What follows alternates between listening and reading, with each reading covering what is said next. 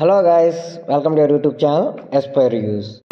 Ground అనే movie అయితే చూడడం జరిగింది భయ్య. ఈ మూవీ చూశాక నా ఒపీనియన్ చెప్పాలంటే అంత గొప్ప మూవీ ఏం కాదు, కానీ సెన్సిటివ్ టాపిక్ని చాలా బాగా అయితే డైరెక్ట్ చేసాడు అనిపించింది నాకైతే. ఎందుకంటే ఈ మూవీ ఎలా ఉంటుందంటే, ఎవరైనా సరే ఈ సిచ్యువేషన్ని ఫేస్ చేసి ఉంటే తప్ప వాళ్ళ మూవీని ఫేస్ కాలేరు అనమాట. సిచ్యువేషన్ అంటే ఏం లేదు, ఒక గ్రౌండ్ ఉంటుంది అనమాట. ఆ గ్రౌండ్లో ఒక చిన్న గొడవ రావడం వల్ల ఇద్దరు మ్యాచ్ ఆడతారు. ఆ మ్యాచ్లో బెట్ ఏంటి, దాని తర్వాత ఏం జరిగింది అనేది ఇంకా సినిమా అనమాట. మూవీ అయితే అంత గొప్పది కాదు, కానీ ఖచ్చితంగా మీరైతే క్రికెట్ ఆడుండి ఆ గ్రౌండ్ సిచ్యువేషన్స్ అవన్నీ ఫేస్ చేసి ఉంటే ఖచ్చితంగా మూవీ అయితే మీరు ఫీల్ అవుతారు. నాకైతే మూవీ ఎక్కడ ఏం బోర్ అనిపించలేదు భయ్య. ఎందుకంటే చూస్తున్నంత సేపు ఏదో కాంపిటీషన్స్ రావడం కానీ చాలా రియలిస్టిక్గా చాలా బాగా అనిపించింది నాకైతే. మూవీలో హీరోయిన్ హీరో అంటూ సపరేట్గా క్యారెక్టర్స్ అంటూ ఏముండవు. మన ఫ్రెండ్స్ గ్రూప్లో ఒకడు ఉంటే ఒకడికి లవర్ ఉంటారు కదా, వాళ్ళే హీరో హీరోయిన్ అన్నట్టు ఇంకా చూపించారనమాట.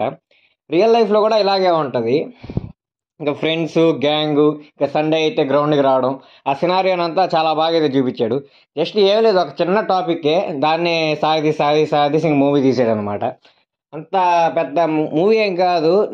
మీరు గ్రౌండ్కి వెళ్ళి రోజు క్రికెట్ ఆడి సండే ఆ చైల్డ్హుడ్ మెమరీస్ ఏమైనా ఉంటే వాళ్ళని చూడమని చెప్తానే, కానీ అంతేగాని ఏదో మూవీ చూడాలనుకున్న వాళ్ళు, ఏదో మంచి మూవీ చూడాలరా ఇలాంటి టైం అనుకున్న వాళ్ళు మాత్రం ఈ మూవీ అయితే చూడొద్దు. ఎందుకంటే మీకు అంతే అనిపిది మూవీ లోపల విషయం లేదు, ఓన్లీ ఆ క్రికెట్ వాళ్ళకైతేనే. ఇంకా హీరోయిన్ అంటే ఆమె అంత గొప్పగా కూడా ఏమీ లేదు.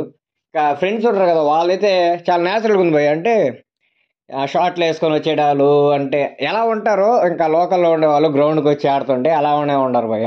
ఇంకా గ్రౌండ్ కూడా భయ్య అంటే సినిమాలో చూసినట్టు పెద్ద పెద్ద స్టేడియం లాగా అలా ఏం లేదు.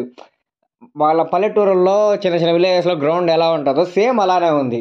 ఆ పాడుపడిపోయిన బిల్డింగ్, దాని ముందు గ్రౌండ్ చాలా రియలిస్టిక్ అనిపించింది నాకైతే. కాబట్టి అలాంటి ఎక్స్పీరియన్స్ ఎవరికైనా ఉందంటే ఖచ్చితంగా అయితే మూవీ చూడండి.